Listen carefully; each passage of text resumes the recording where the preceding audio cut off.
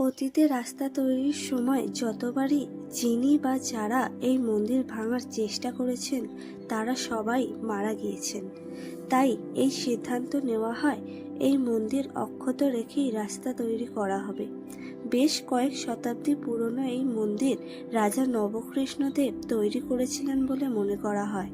কথিত আছে কার্তিক নামে এক পূজারী রাজবাড়ির পাশে এসে কালী পুজো করায় নবকৃষ্ণদেব খুব রেগে গিয়েছিলেন এবং প্রহরীদের নির্দেশ দিয়েছিলেন রাতের অন্ধকারে পূজারী কার্তিক ও দেবীর মূর্তি ছুঁড়ে ফেলে দিতে হবে। কিন্তু সেই রাতেই দেবী তাকে স্বপ্নাদেশ দেন যাতে পূজারী ও দেবীর মূর্তিকে আবার নিয়ে এসে মন্দিরে প্রতিষ্ঠা করা হয়। তারপরে প্রতিষ্ঠা করা হয় শোভাবাজারে এই লাল মন্দির। আরও বলা হয় 250 বছর আগে এখানে ছিল একটি মাটির ঘর। সেখানেই তন্ত্র সাধনা করতেন অমরনাথ ভট্টাচার্য। তিনি শোভাবাজার রাজবাড়িতে চণ্ডীপাঠ করতেন।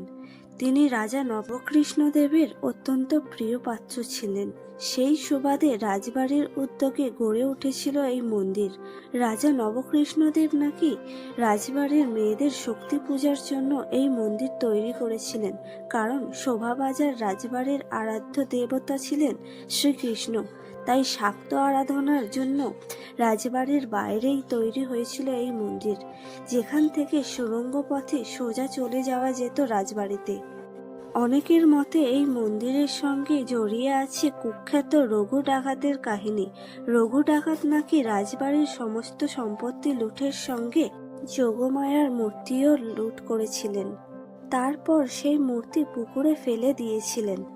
রাজা স্বপ্নাদেশ পেয়ে পুকুর থেকে মূর্তি তুলে এনে এই মন্দির প্রতিষ্ঠা করেছিলেন। ব্রিটিশ শাসকরা রাস্তা তৈরির সময় এই মন্দির ভাঙার চেষ্টা করেছিলেন, কিন্তু মন্দির ভাঙতে গিয়ে অনেক মজদুর মুখে রক্ত উঠে মারা যায়।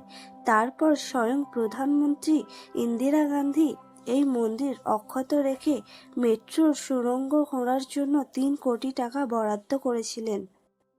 নিত্য পূজার পাশাপাশি প্রতি বৃহস্পতি ও শনিবার এখানে বিশেষ পূজার আয়োজন করা হয়। মন্দিরের মধ্যে যোগমায়ার পাশাপাশি অন্নপূর্ণা, শিব ও গোপালের পুজো করা হয়। ভিডিওটি ভালো লাগলে লাইক এন্ড কমেন্ট করবেন এবং আরও নতুন নতুন ভিডিও পেতে চ্যানেলটিকে সাবস্ক্রাইব করবেন।